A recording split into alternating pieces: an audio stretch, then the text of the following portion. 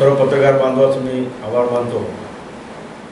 आगामी काही महिन्यामध्ये 2-2.5 महिन्यामध्ये महाराष्ट्र विधानसभेची निवडणूक या ठिकाणी होऊ घातलेली आहे।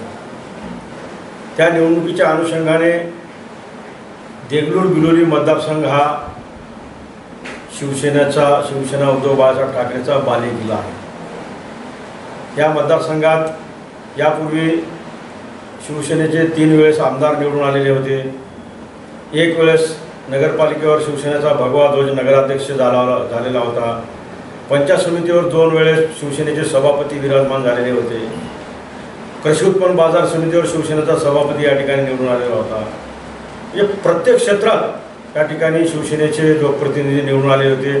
शिवसेना भाजप युती असताना जिल्हा परिषदेला 2 जागा सुटल्या तर 1 जागा आमची निवडून यायची। पंचायत समितीला 4 जागा सुटल्या तर 3 जागा आमच्या निवडून यायच्या। नगरपालिकेला 6 वार्ड जर सुटले तर 4 जागा 4 वार्ड आमचे निवडून यायचे। असा हा शिवसेनेचा देगलूर बिलोली मतदारसंघ। बिलोलीमध्ये सुद्धा जवळपास 2 वेळेस शिवसेनेचा सभापती होता। अनेक सदस्य त्या ठिकाणी निवडून आलेले होते। अनेक ग्रामपंचायत शिवसेनेच्या ताब्यात आहेत। म्हणून सदरील ही जी जागा आहे शिवसेनेची हक्कानं शिवसेना उद्धव बाळासाहेब ठाकरे पक्षाची आहे। या ठिकाणी आमची ताकद आहे। या ठिकाणी आमचे लोकप्रतिनिधी निवडून आलेले होते आणि सध्याचे जे विद्यमान आमदार आहेत काँग्रेसचे महाविकास आघाडीचे ते भाजपमध्ये गेल्यामुळं इथली जागा रिक्त झालेली आहे आणि चव्हाण साहेबांसोबत अनेक काँग्रेसचे कार्यकर्ते हे भाजपमध्ये गेलेले आहेत। म्हणून सदरील ही जी जागा शिवसेनेच्या हक्काची आहे। इथं शिवसेनेची ताकद आहे, शिवसेनेचं काम आहे, शिवसेनेचं कार्य आहे, शिवसेनेचं वजन आहे।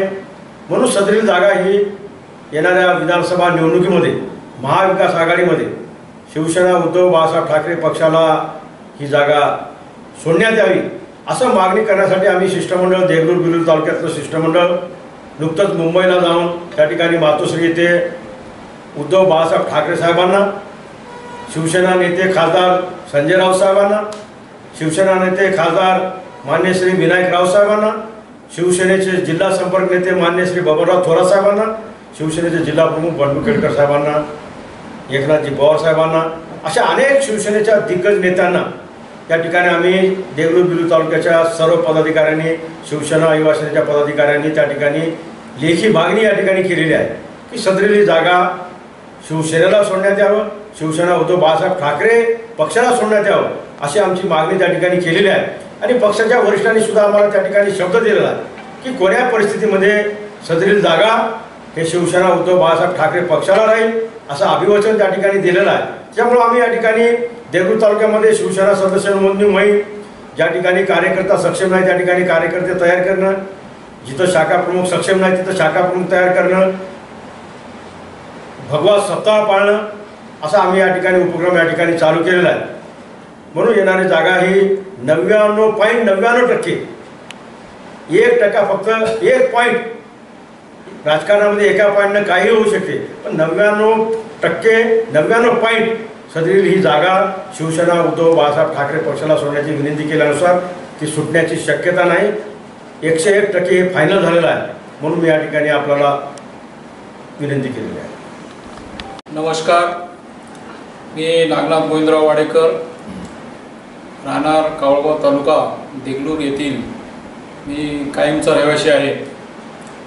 मी मागच्या 30 वर्षापासून माननीय हिंदू हृदय सम्राट शिवसेना प्रमुख बाळासाहेब ठाकरे यांचा एक निष्ठावंत शिवसैनिक म्हणून या विभागामध्ये कार्यरत आहे। मागच्या 1996 पासून मी 3 वेळा जिल्हा परिषद निवडणूक लढिलो, पंचायत समिती निवडणूक लढिलो, परंतु 2012 मध्ये माझ्या पत्नीच्या रूपाने मी जिल्हा परिषद सदस्य झालो। जिल्हा परिषद सदस्य झाल्याच्या नंतर मी अनेक गोरगरिबाच्या प्रश्नाकडे लक्ष दिलो आणि प्रत्येकाला बरेच योजनेचा लाभ मी मिळवून दिलेला आहे। आणि तसेच मी जेव्हा या मागच्या 30 वर्षापासून एकनिष्ठेने काम करीत असताना आणि पक्ष नेतृत्वाकडे पक्ष संघटना वाढविण्याच्या दृष्टिकोनातून अनेक आंदोलनामध्ये मी भाग घेऊन माननीय महेशजी पाटील यांच्या नेतृत्वाखाली मी सदैव प्रयत्न करीत आहे आणि आंदोलन करीत असताना आमच्यावर अनेक वेळा केसेस झाले, अनेक वेळा आम्ही जेल भोगलो. आज देखील आमच्यावर केसेस आहेत. आम्ही आजही कोर्टाच्या पायऱ्या तोडीत आहोत आणि मागच्या 2009 पासून मी विधानसभा निवडणूक लढविण्याकरिता म्हणून इच्छुक आहे आणि तेव्हा पण मी देगलूर हा मतदारसंघ स्वतंत्र झाल्याच्या नंतर मी 2009ला मी इथं उमेदवारी मागितलो, 2014ला उमेदवारी मागितलो, 2019ला पण उमेदवारी मागितलो. परंतु पक्षाकडे एक गद्दार सुभाष साबणे असल्यामुळे, तो माझ्यापेक्षा सिनियर असल्यामुळे तो पक्षाने त्याची दखल घेऊन मला बाजूला ठेवून मला संधी न देता त्यांना संधी दिलेली आहे. म्हणून खूप मोठ्या प्रमाणामध्ये माझ्यावर अन्याय झालेला आहे आणि त्या गद्दाराला संधी दिली असतावी. पक्षाच्या पाठीमध्ये खंजीर खुपसून पक्षाने त्यांच्या 30 वर्षाच्या काळामध्ये अनेक पद त्यांना भोगण्यासाठी दिले आणि 3 वेळेस त्यांना आमदार पण दिलेले आहे. पक्षाने भरपूर काही दिलं असतानाही त्यांना स्वतःच्या घर परिवाराशिवाय इतर कोणाचं बी काही भलं सुचलेलं नाही. कारण ज्या लोकांनी त्यांना मोठं केलं, असं कार्यकर्त्याला गटाला त्यांना वंचित ठेवला आणि मतदारांना पण वंचित ठेवला, त्यांचा पण विश्वासघात केला, पक्षाचा विश्वासघात केला, कार्यकर्त्याचा विश्वासघात केला. स्वतःचा परिवार कसा भला होईल, कसं प्रॉपर्टी कमावल, ह्या उद्देशाने तो कार्य करीत असताना नांदेड सारख्या ठिकाणी, देगलूर सारख्या ठिकाणी, औराद सारख्या ठिकाणी, मुखेड सारख्या ठिकाणी आणि देगलूरच्या मांजरा नदी काठी 21 एकर जमीन अशा मोठ्या प्रमाणामध्ये एखाद्या 100 कोटीचं त्यानं कमाई करून आपली पिढी 10 पिढ्या जगावे असं त्यानं कमाई करून ठेवलेलं आहे. तरी पण तो गद्दार अजूनही भाजपकडे जाऊन परत महाविकास आघाडीकडे येण्याची त्यांना दाट शक्यता असं बोलून दाखवित आहे. म्हणून मी माझ्या मते मी विनंती करतो की पक्षाने या गद्दाराला परत या ठिकाणी घेऊ नये.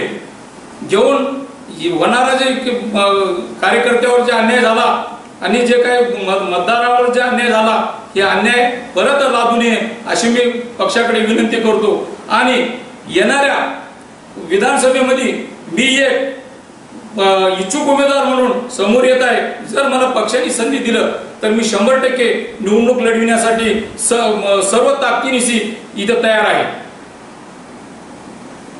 जर पक्षाने आपल्याला संधी दिली तर आपण देगलूर बिलोली मतदारसंघामध्ये पूर्ण ताकदीने लढू असं सांगितले. परंतु तुमच्या सुभाष साबणे साहेब जे आहेत त्यांनी पण महाविकास आघाडीकडे तिकीटची मागणी करील असं चर्चा आहे. जर त्यांनी महाविकास आघाडीमध्ये आले तर आपण महाविकास आघाडीमध्ये राहील का? मी मागच्या काही दिवसामध्ये पूर्वी म्हणजे 14 ऑगस्टला मी माझ्या मतदारसंघातील सर्व शिवसेना पक्ष कार्यकर्ते, सर्व पदाधिकारी घेऊन शिष्टमंडळ माननीय महेशजी पाटील यांच्या नेतृत्वाखाली मी पक्षश्रेष्ठीकडे म्हणजेच उद्धव साहेब, शिवसेना भवन येथे संजयजी राऊत साहेब, विश्वनाथजी नेरुरकर साहेब, विनायकजी राऊत साहेब अशा सर्व दिग्गज नेत्यांना मी महेश पाटलाच्या नेतृत्वाखाली त्यांच्या लेटर हेडवर सर्वांकडे मागणी केलेली आहे आणि आम्हाला आश्वासन मिळालेले आहे की आपण हे मतदारसंघ आपल्याकडेच राहील आणि तुम्ही कामाला लागा असं म्हणल्यामुळे आम्ही त्या ताकदीनिशी सर्वांनी आम्ही कामाला लागलो.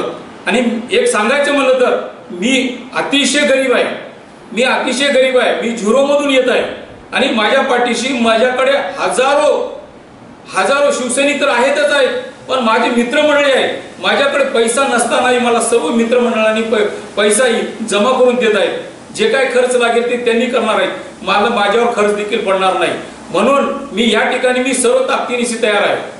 सुभाष साबणे यांनी तुमचं जमत नाही तरी तुम्ही त्यांनी जर महाविकास आघाडीमध्ये जर आले तर तुम्ही महाविकास आघाडी सोडणार का? मी पक्ष सोडणार नाही, परंतु मी काम करणार नाही. जर समजा साबणे जर या महाविकास आघाडीचं जर प्रतिनिधित्व करत असेल तर या दलबदलूला जर परत महाविकास आघाडीनं जर त्यांना जर उमेदवारी दिलं तर आम्ही कोणी शिवसैनिक काम करणार नाही. कारण मागच्या पोटनिवडणुकीमध्ये आम्ही पोटतिडकीनं महेश पाटलाच्या नेतृत्वाखाली जिथे हा गद्दार झाला, कोण सुभाष साबणे हा गद्दार झाला, पक्षाला धोका दिला, कार्यकर्त्याला धोका दिला, मतदाराला धोका दिला आणि म्हणून त्याचा वचपा करण्यासाठी माननीय उद्धवजी ठाकरे साहेब यांचा आदेश पाळून आम्ही महाविकास आघाडीचं धर्म पाळून आज आम्ही जिथे सांतापूरकरला तन मन धनाने निवडून दिलो. परंतु तो देखील गद्दार निघाला आणि आज भाजपमध्ये गेला. त्यांना पूर्ण निराशा केला, मतदारसंघाची निराशा केला, कार्यकर्त्याची निराशा केला, सर्व या भागातील मतदारांची निराशा केला.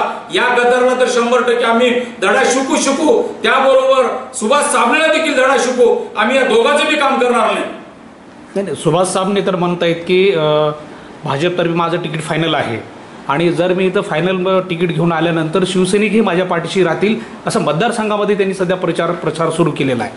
नाही, शक्य खरं आहे हे शक्य नाही. तो काही वर्डर, कारण तो एक दल बदलू आहे, घंट्याला पक्ष बदलतो. म्हणजे काय येडी जनता आहे का त्याच्या मागे जायला? जनता त्याच्या मागे जाणार नाही. तो कुठेही असेल तर यापुढे मी आज ठाम मत सांगतो की यापुढे साबणे नावाचा माणूस या मतदारसंघामध्ये पुन्हा 100% कधीच त्यांना आमदार म्हणून होणार नाही. त्यानंच नाही, त्या साबणे नावाचा माणूस होणार नाही आणि तो माझी म्हणजे माझीच राहणार आहे आणि तोच राहणार. तर इथं जिथे शांतापूरकर माझीच राहणार आहे. माजी आमदार जितेश शांतापूरकर हे आता भाजप पक्षात गेलेले आहेत. आता देगलूर बिलोली विधानसभेसाठी 2 व्यक्ती उमेदवारी मागत आहेत. ते म्हणजे माजी आमदार सुभाष साबणे आणि जितेश शांतापूरकर. तर ह्या दोघांची सुरशी इथं चालू आहे. तर हे असताना पक्षश्रेष्ठी आपला विचार करतील का? कारण महायुती हे सरकार तुमचं आहेच. 100% करतील. कारण मी एक निष्ठावंत आहे. मी मागच्या 30 वर्षापासून कार्यरत आहे. कारण माझा जन्म ह्याच मतदारसंघात झाला आणि माझं मरण पण ह्याच मतदारसंघात होणार आहे आणि ह्याच पक्षामध्ये होणार आहे. विशेष म्हणलं तर माननीय उद्धवजी साहेबांच्या नेतृत्वाखाली त्यांच्या आशीर्वादाने मी ह्याच पक्षामध्ये आहे आणि ह्याच पक्षामध्ये मी पण कायमस्वरूपी राहणार आहे. अचानक गिरगावकर साहेबांची बीजेपी मधून शिंदे गटमध्ये प्रवेश केले, त्याबद्दल आपण काय म्हणा? माझं त्यांचं काय म्हणणं नाही. तो आपल्याशी काही त्यांचा आमचा संबंध आलेला नाही. तो शिंदे हा गद्दार आहे. शिंदे गद्दार आमच्या पक्षामध्ये तो पक्षाच्या पाठीमध्ये खंजीर खुपसून तो गद्दारी केला आणि त्या गद्दारासमोर जो कोणी जाईल तो गद्दार राहील. त्याला आम्ही पाठीशी घालणार नाही आणि आम्ही त्याला मदत करणार नाही. तो आमच्या विरोधक म्हणून राहील आणि आम्ही त्याचे विरोधक म्हणून राहणार नाही. येणाऱ्या निवडणूक शिंदे गट आणि उद्धव गट असे तर लागण्याची शक्यता नाही का? त्याबद्दल मी काय कॉमेंट करू शकत नाही, मी काय बोलू शकत नाही. तो पक्षश्रेष्ठींचा निर्णय आहे. तिन्ही राज्याच्या सीमेवर बसलेला आहे आणि ह्या मतदारसंघाची बोलीभाषा अनेक भागामध्ये अनेक वेगळी भाषा बोलली जाते आणि आजपर्यंत या ठिकाणी या भागातील जे काय प्रतिनिधित्व केलेले आहेत त्यांच्याकडून या मतदारसंघाचा विकासच झालेला नाही. विकास थांबलेला आहे. कारण विकास करण्याची त्यांच्याकडे कौशल्यच नाही. मी आज मत सांगतो. कारण या ठिकाणचा पाण्याचा प्रश्न आहे, शेतकऱ्यांच्या सिंचनाचा प्रश्न आहे, या ठिकाणी रोजगारांचा प्रश्न आहे, या ठिकाणी आरोग्याचा प्रश्न आहे, या ठिकाणी वीजचा प्रश्न आहे आणि या ठिकाणी शिक्षणाचा प्रश्न आहे. या सर्व प्रश्नावर मला आवर्जून काम करायचं आहे. कारण सिंचनाचा प्रश्न आहे. तो सिंचनाचा प्रश्न मागच्या बऱ्याच काळापासून लेंडी प्रकल्पाचा हा कार्यक्रम इथं थांबलेला आहे. जरी अधूनमधून त्याला कुठंतरी ब्रेक येते आणि त्यांना वर्षानुवर्षी तसंच लोटत चालले आहे. म्हणून इथल्या शेतकऱ्यांना त्याचा फायदा झालेला नाही. दुसरी गोष्ट अशी आहे, आरोग्याचा प्रश्न आहे. आरोग्याचा प्रश्न इथं फार मोठा आहे. कारण या भागामध्ये एखाद्या मोठा कॉलेज नाही, एखाद्या वैद्यकीय कॉलेज पाहिजे. कारण इथल्या भागामध्ये इथले सुशिक्षित म्हणजे चांगल्या पोस्टला जाण्यासाठी म्हणून जे काही वैद्यकीय शिक्षण प्राप्त करण्यासाठी जे काही मुलं तयार होत्या तर त्यांना बाहेरगावी जावं लागते. म्हणून असा एक वैद्यकीय महाविद्यालय या ठिकाणी असणं आवश्यक आहे. त्याच्यानंतर शेतकऱ्यांचा प्रश्न आहे किंवा या ठिकाणी जे काही उत्पन्न होते तर त्या उत्पन्नाच्या महाराष्ट्राच्या पश्चिम महाराष्ट्रामध्ये जे काही शेतीमालाची बँक खोलली गेलेली आहे तर ती बँक या ठिकाणी देखील काढण्यात यावे असं मी माझ्या वतीनं जर पुढे जर या भागातील जर जनतेनं जर मला विश्वास ठेवून जर उद्या जर मला प्रतिनिधित्व करण्याची संधी दिली तर हा प्रश्न मी धरून ठेवीन आणि इथं तो बँक ओपन करण्याचा मी प्रयत्न करीन. अजून दुसरी गोष्ट म्हणजे MRGSच्या योजनेमधून अनेक आता हे जलजीवनचा एक प्रश्न आहे, सिंचनाचा प्रश्न आहे, मोठमोठे विहिरी काढून या ठिकाणी आणि त्याच्यानंतर या भागाला एक मनाड नदी, लेडी नदी आणि गोदावरी नदी असे 3 नद्या प्राप्त झालेल्या आहेत आणि काही भाग मांजरा नदीचा झालेला आहे. तर या नद्यावर एक कोल्हापुरी बंधारे, जास्तीत जास्त कोल्हापुरी बंधारे बांधून मी या ठिकाणी शेतकऱ्यांचा प्रश्न सोडण्यासाठी म्हणून शेतकऱ्यांना पाणी जास्तीत जास्त कसं पुरवठा होईल आणि जनावरांच्या पिण्याचा पाण्याचा प्रश्न कसा सुटेल यासाठी मग प्रयत्न करावे असं मला वाटते. आणि आरोग्याच्या दृष्टिकोनातून अजून जर इथं जर एखाद्या दवाखानाची निर्मिती करता आली तर ते मी करण्याचा प्रयत्न करीन. आणि एक इंजिनिअरिंग कॉलेज या ठिकाणी देखील व्हावे अशी माझी इच्छा आहे. माझ्या मनातले मी काही शब्द हे बोलून दाखवलो तर याकडे मी निश्चितच प्रयत्न करेन. या उद्देश घेऊन मी जनतेपुढे आलो. माझे दैवत, आज मी दैवत म्हणतो, महेश पाटील आणि महेश पाटलांच्या नेतृत्वाखाली जेवढी टीम आहे तेवढी मला विश्वास दिलेली आहे. ती विश्वासघात कधीच मी न करता विश्वासघात न करता मी त्यांच्या विश्वासाला समोर जाऊन विश्वास लोकांमध्ये प्राप्त करून मी कार्य करण्याचा मी 100% प्रयत्न करेन. माजी आमदार अंतापूरकर यांनी मागील काळामध्ये विकास कामं केली नसल्याची चर्चा होत आहे. देगलूर बिलोली मतदारसंघ हा रोजगार आणि स्थलांतरित मजुरांचा म्हणून ओळखला जातो. तर भविष्यातून काय या संदर्भात आखणार आहे? याच्यासाठी एक महत्त्वाचं आहे की यांना जर करायलाच पाहिजे होतं तर एखाद्या आपल्या भागामध्ये एकतर देगलूर या ठिकाणी एक मोठी MIDC आहे. त्या MIDC मध्ये जर अनेक जर आपण प्रकल्प उभा केला असता तर त्या प्रकल्पाच्या माध्यमातून या ठिकाणी रोजगार उपलब्ध झाला असता आणि आपल्या भागातले काही तरुण तिथं कामाला लागले असते. त्याच्यानंतर आणि असे जर समजा युनिट आणले, एक युनिट आणले तर या ठिकाणी काम स्थलांतर होऊ शकत नाही. इथला कारखाना बंद पडलेला आहे. इथला रामतीरचा कारखाना बंद पडला, तो कारखाना वागलवाड्याचा कारखाना जर सुरळीत चालला तर देखील लोकांची तिथं रोजगार निर्मिती होईल आणि तिथले मजूर स्थलांतर होणार नाहीत.